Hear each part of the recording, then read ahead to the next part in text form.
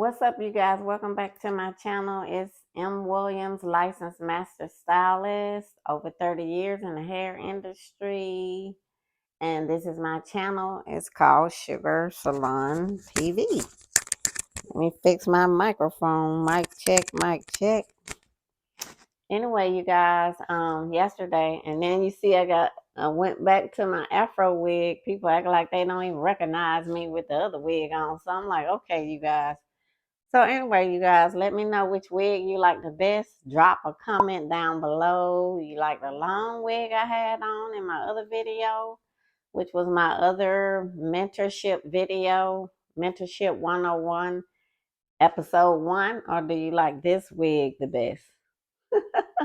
Drop a comment below. Just tell me if you like wig number 1, which I'm going to say this is wig number 1 because this is the one you see in most of all my videos. Or do you like wig number 2 that I had on yesterday in my Mentorship 101 video, episode 1? Just put down below. You can put wig 1 or wig 2, or you can just put a comment down below saying curly wig or straight wig. If you don't mind doing that for me, let's get a little vote going. But anyway, you guys, I just wanted to continue on with my mentorship. So this is going to be Mentorship 101, episode 2. So this one is going to be more brief than the other one. Whenever I sit down here, I just kind of pour out my heart. You see, I don't have any notes or anything like that. So it just comes from my heart. So anyway, with this, this is episode 2. So and here I'm going to be talking about, and I kind of touched on it briefly in episode 1. So pretty much this one is about storefront salon or team environment, retail salon, or choice number 2, salon suite. So choice number 1 would be a storefront salon or retail salon, like a Great Clips, a Walmart salon, or some type of hair cuttery or some type of place like that, or salon suite, choice 2. So, and I'm basically with this mentorship 101 right now. This episode 2, I'm talking to younger stylists in the industry, kind of new to the industry, younger service providers.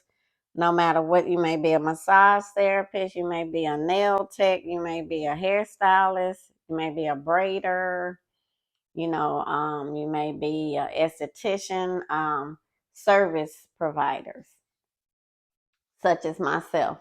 So I'm talking about people who are new to the industry. You haven't been in the industry long, you're kind of new in it. You just kind of getting started, or you haven't even been in it 3 years or 5 years. I'm talking about some newbies. That's what I'm addressing here in this episode 2. So what do I feel, in my personal opinion, would kind of benefit you the most? I personally feel like a team environment would be better, and it will be more beneficial to you if you kind of new to the service provider industry, meaning you haven't been in it even 3 years yet. You kind of new. You fresh off the fresh off the presses. You're new to the industry. I feel like personally, I'm an old head hairstylist, and back in my day when I first came out of school for hair, there were not such things as salon suites. The salon suite phenomenon is kind of new. I work in a salon suite myself. I've had 2 salon suites before, actually had 3 before, 3 different locations before. So I'm kind of well versed in it, in the, you know, salon suite industry. Now, some salon suites, which are the majority of them, I'm going to say probably 99% of them, they have you sign a lease, like a year lease. But there's one brand that I know of that does not require you to sign a lease, or a couple of brands. One of them is a franchise. I'm not going to name any names since I work in them. I'm not going to name any of them. You can just do your own research. But one of them is, I think you can sign a lease, because I've heard of some stylists saying that they have signed leases, and then, and then some who does not sign leases. So I don't know how they determine whether you sign a lease or not. What I kind of heard at this one franchise is if they do like a build out for you, like knock a wall down and make your room bigger or something like that. Of course, if they do that, they're gonna have to pay a contractor to come in and do that work. So that's costing them revenue, or they having to spend their revenue. That's an expense for them. So they will, of course, require you to sign a lease, which is what I heard. I have not, you know, um, been in that situation where I had a salon suite and then asked them to cut a wall down and make it bigger. I work alone, and as I mentioned, I have been working alone for over 3 years now. I have not had a team in over 3 years, so I work by myself, so I don't need a big room or anything like that.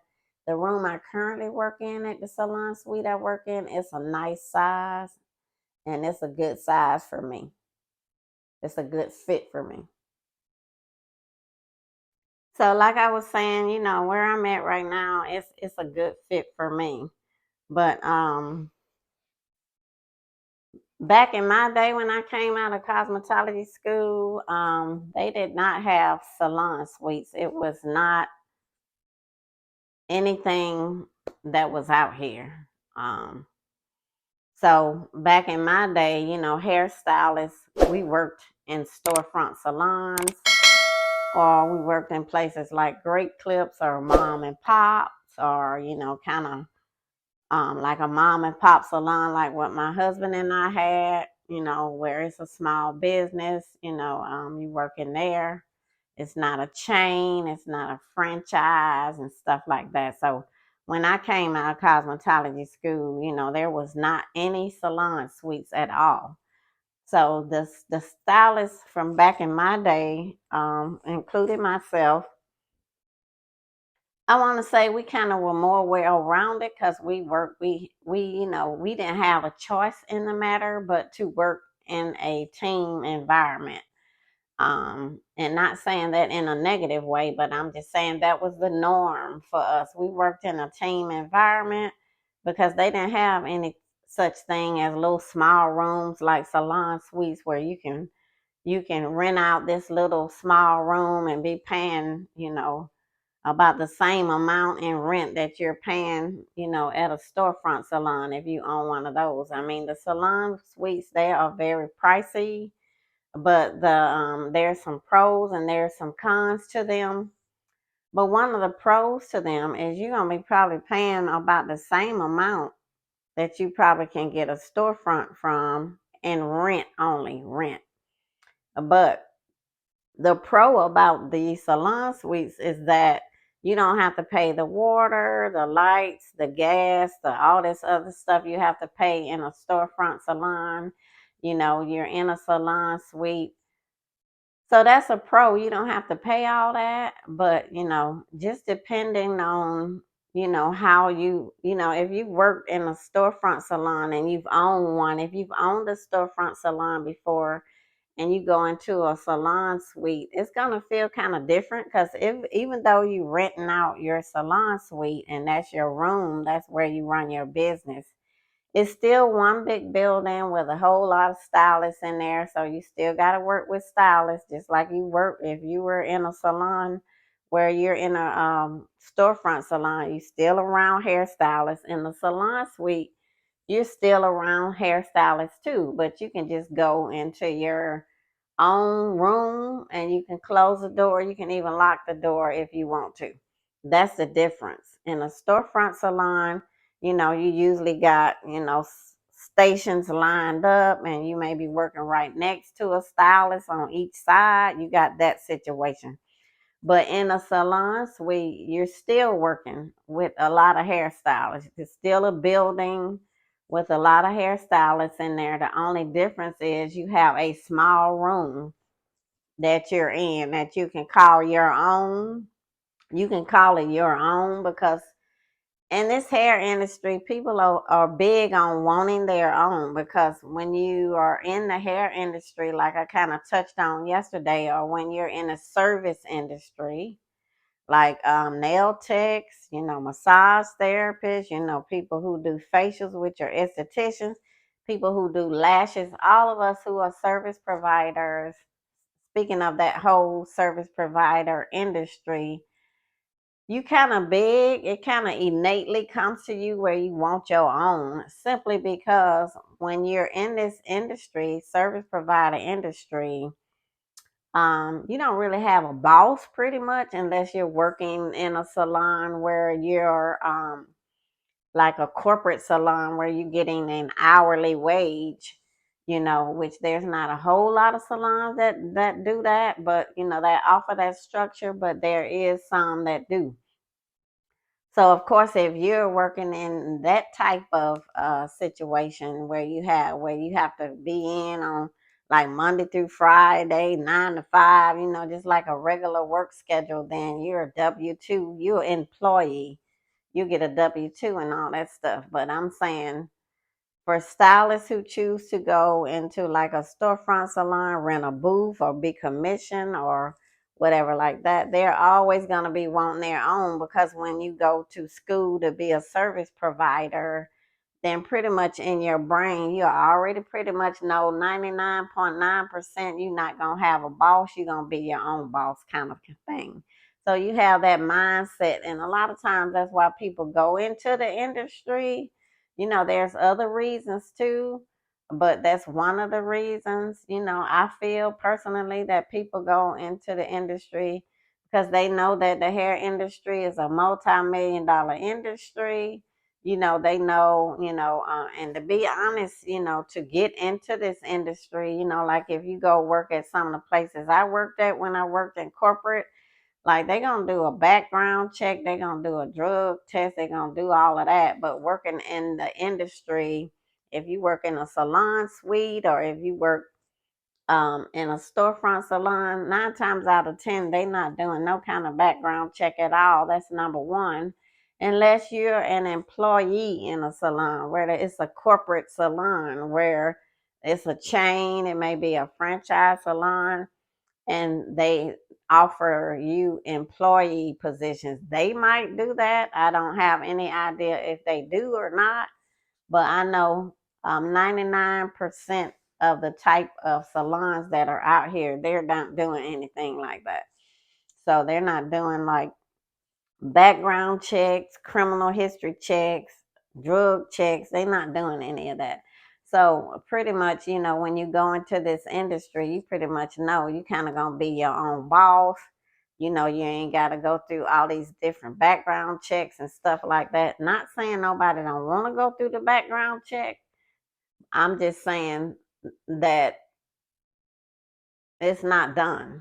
Like you can get a salon suite, and I don't know any salon suites that are checking, people's criminal history, or doing a background check, drug check.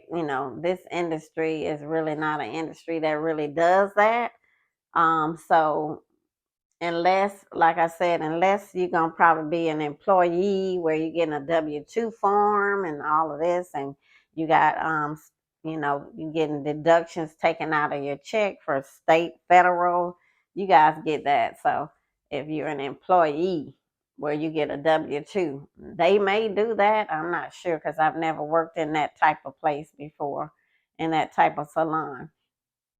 But back to the salon suite versus the team environment. Like when you first come out of, cosmetology school, I highly recommend going into like a team environment, because your education is gonna continue, and you're gonna be more confident, because you're getting these other stylists are taking you under their wings, and they're kind of teaching you, they're letting you learn, because some of them don't mind help.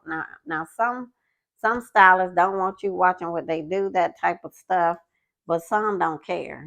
Some of them don't care. To me, it don't. If you're working in an open environment, I don't know why would anybody care, because everybody working is working together, and everybody does hair differently anyway, just like with nails, with facials, with lashes, with our personality. Every dentist you go to is different, every doctor is different.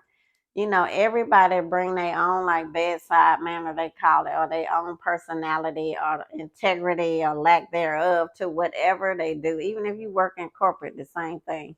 You're gonna meet some people who are always on time, or who are always late, or who are always on the verge of getting fired, or who are always on probation.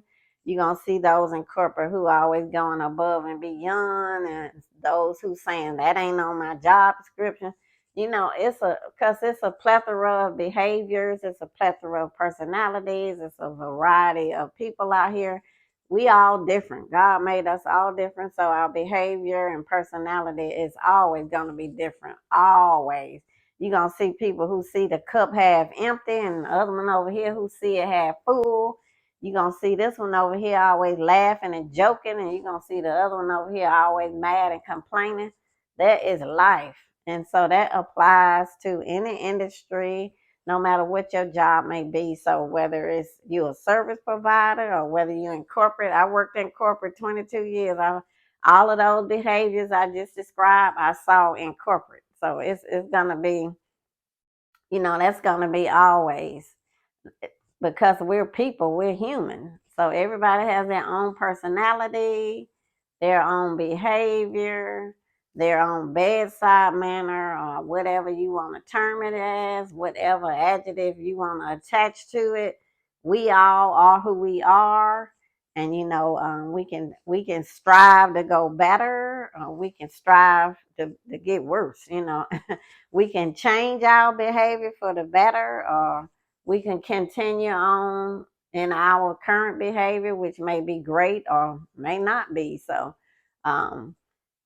we as people, we are human, and we can always change. We can always want to get better. We can't feel like, okay, nobody wants to be around me or anything like that. But when we see that, we have to look at ourselves and check ourselves, to see if it's something that we're doing to distract people or repel people from, wanting to be around us. And if we see that, then we have to be real with ourselves, and we have to change our behavior, and we should want to change who we are.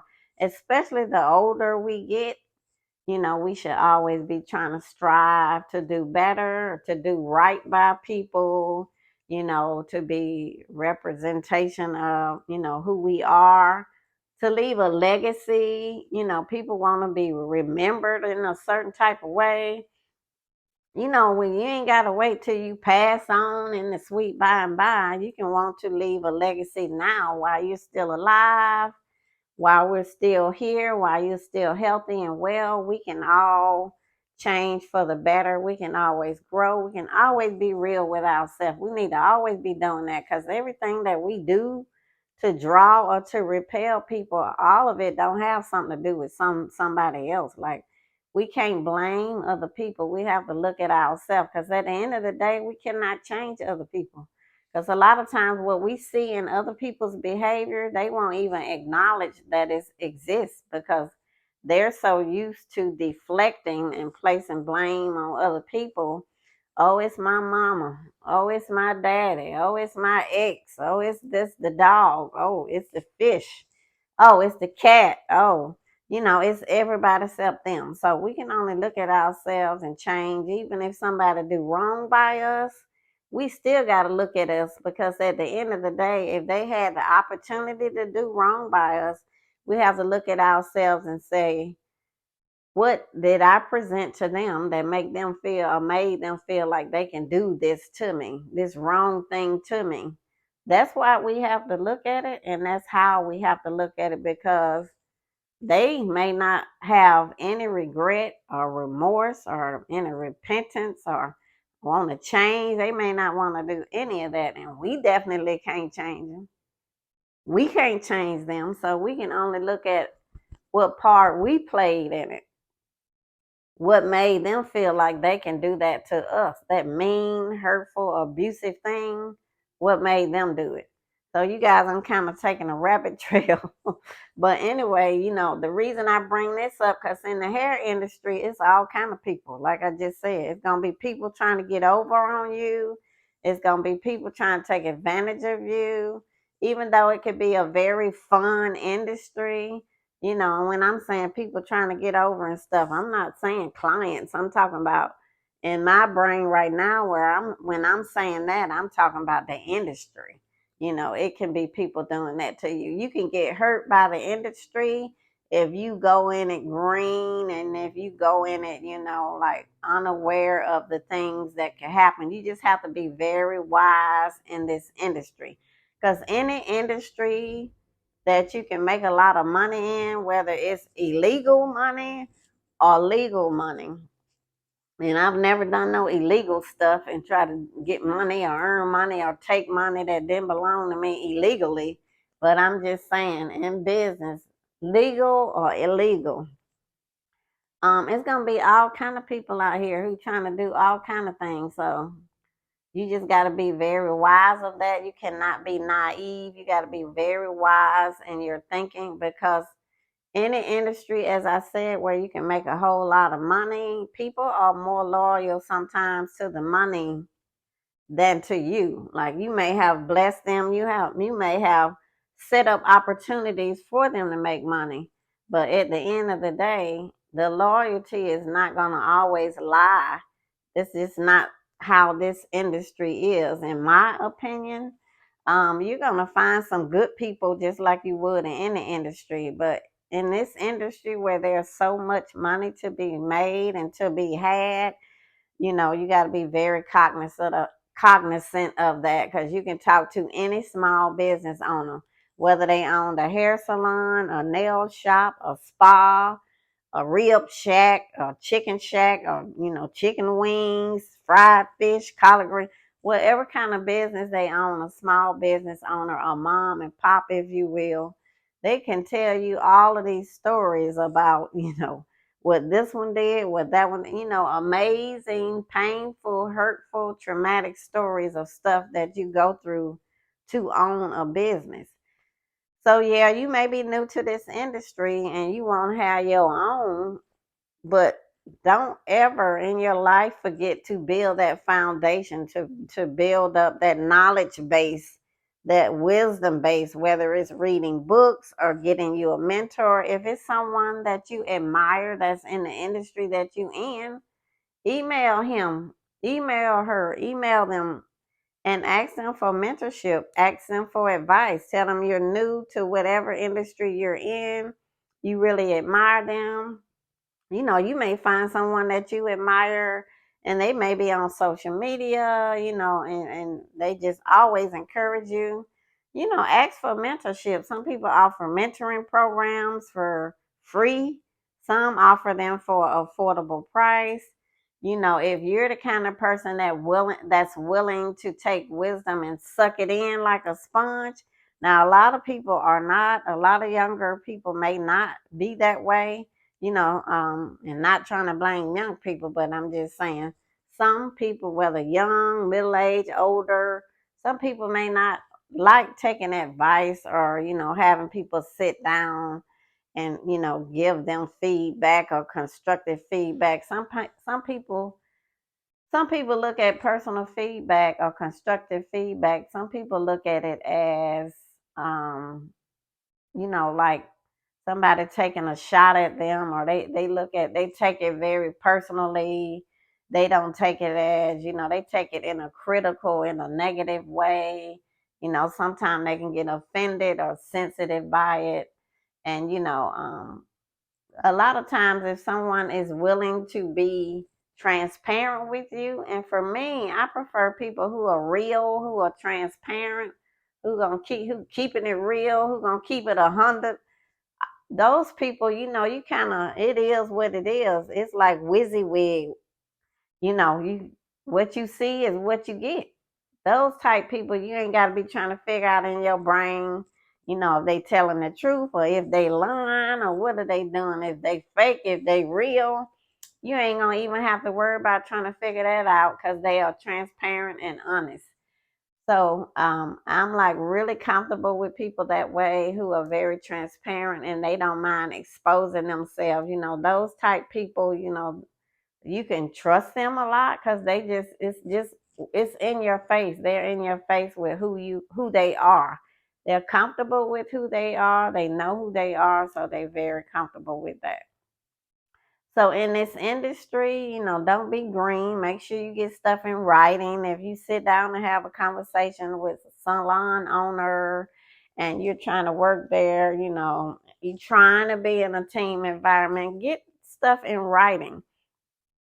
Any type of agreement, get it in writing. And it don't have to be, all the pomp and circumstances, but just a typed up agreement of what they said they're going to charge you, or what they said they're going to do, or if it's commission, what they said is the percentage, what's included in it. Don't be afraid to ask people to put stuff in writing. Because to be honest, in this industry, it's kind of good to do things like that.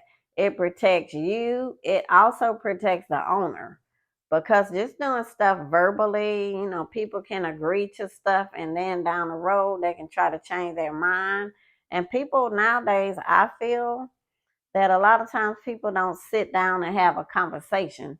If they sit down and have a conversation and they feel this way and that way, then you can talk it out too. It can be a win-win for both you and them, both the business owner and the person that works there.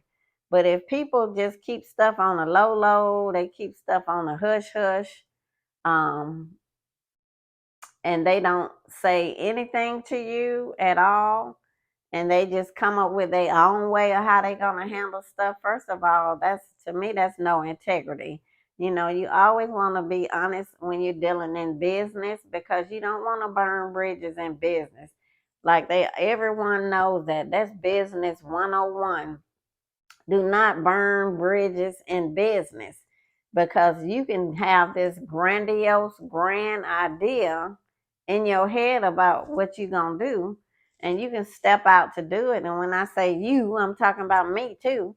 We can step out to do it, and then we find out, okay, that's the wrong time, and this is not the time that God want me to do this. Why? How do I know this? Because it's not working out at all.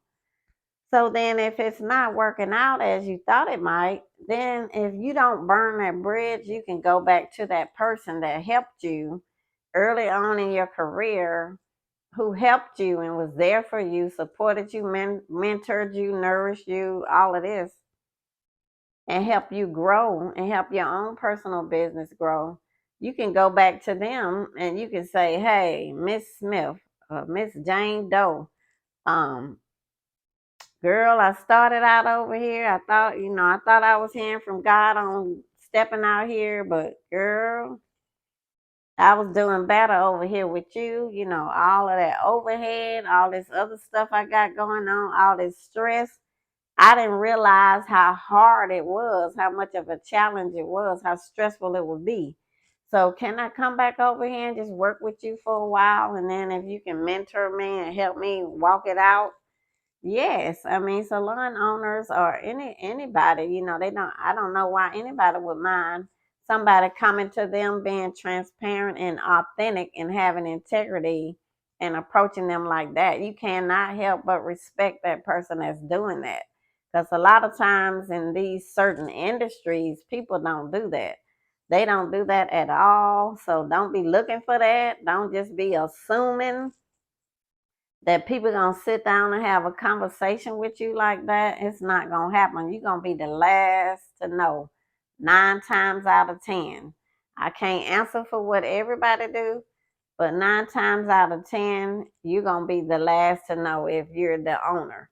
So you want to sow that seed in the ground to where you're gonna have a great outcome, because the Bible calls it seed time and harvest, but you guys call it karma. So you can call it what you want to call it, whatever you choose to call it. But at the end of the day, you got to do right by people. And then if you want a certain seed of having a successful business, You need to sow a seed into the place where you're currently at when you do decide to leave.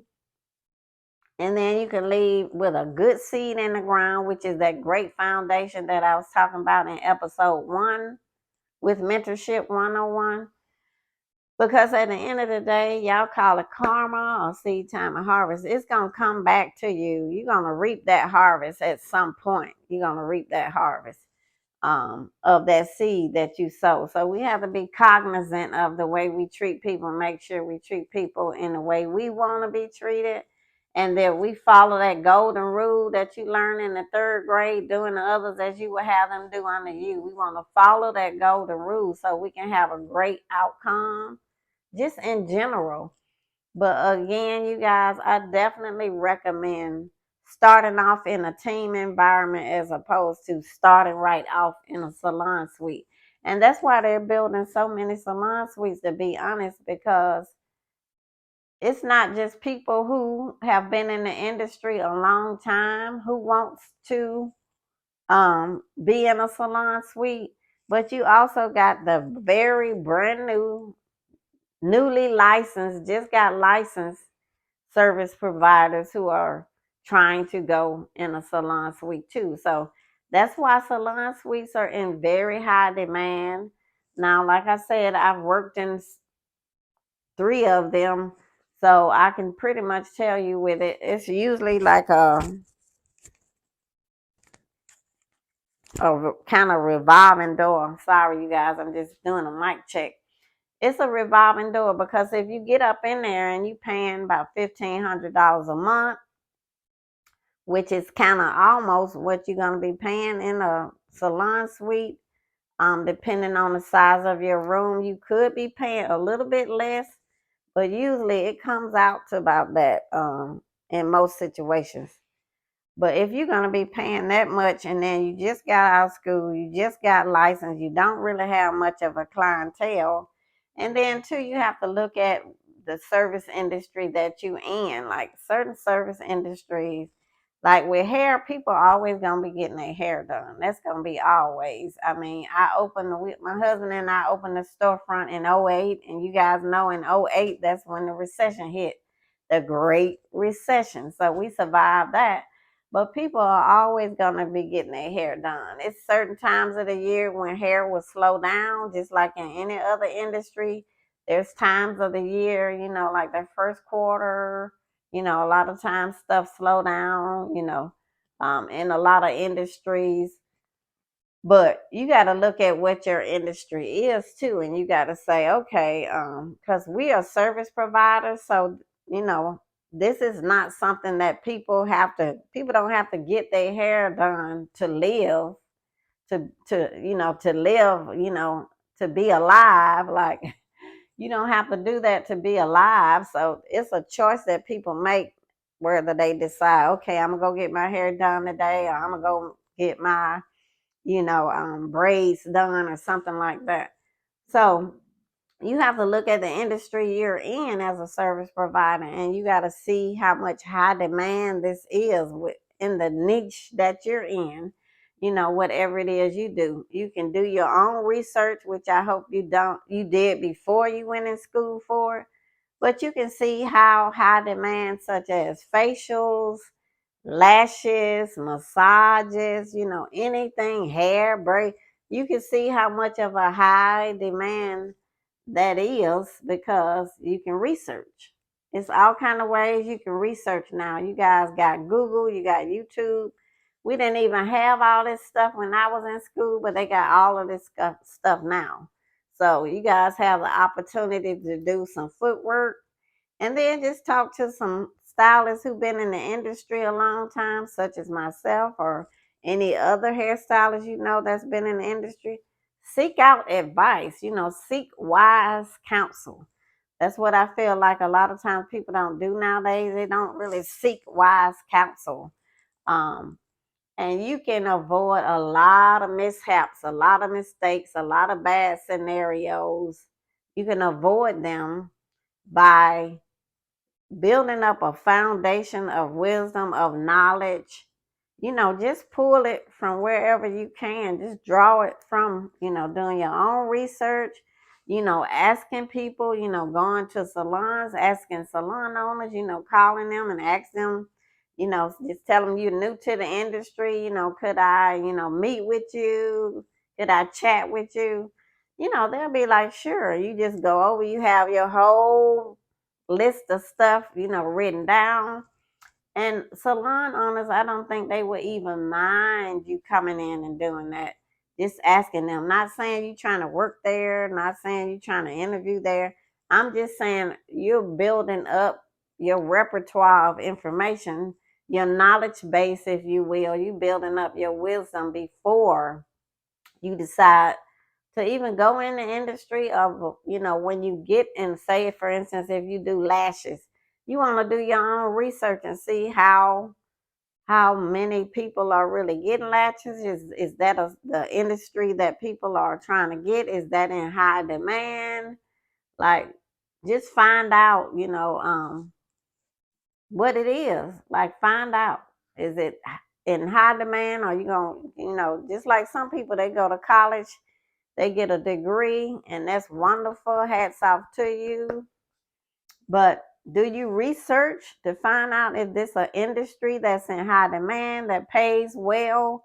Because sometimes people get out of college and they get a degree, and then they have a very hard time trying to find a job in that, what in that field that they have that degree in, or they may find a job in that field, but it may pay $50,000 or $60,000 a year. It don't even pay that much.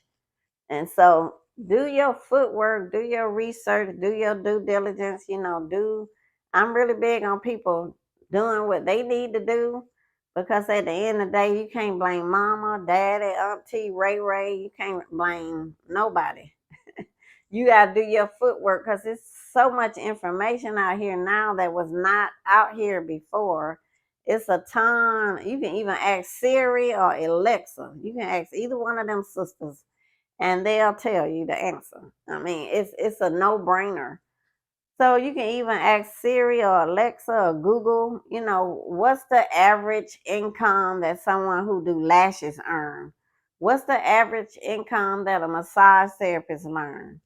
How long on average, what kind of pain will my body be in, if I'm a massage therapist, if I'm a hairstylist, if I'm a braider, if I'm a lash tech, if I do facials, because at the end of the day, they got to be bending over.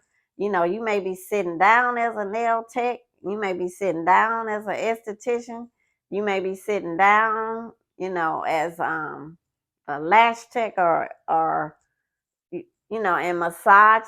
I hear massage therapists, they stay in pain too. I even hear surgeons and dentists, they stay in a lot of pain too, because their job is standing up. But dentists, they sit down, but they bent over. So they have back problems, shoulder problems. So you gotta do your due diligence, do your footwork, do your own research, and find out if that's the industry that you're interested in, and if so, what can you look to earn?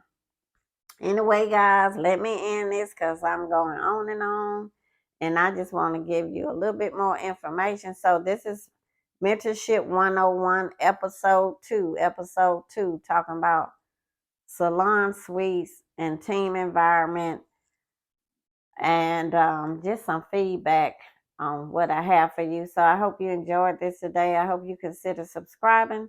If you're already a subscriber, thank you. And don't forget to tell me which wig you like better, if you don't mind sharing that with me.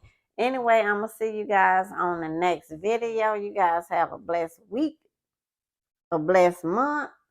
Just stay encouraged, be well, and I'm going to see you on my next video. Thanks for tuning in.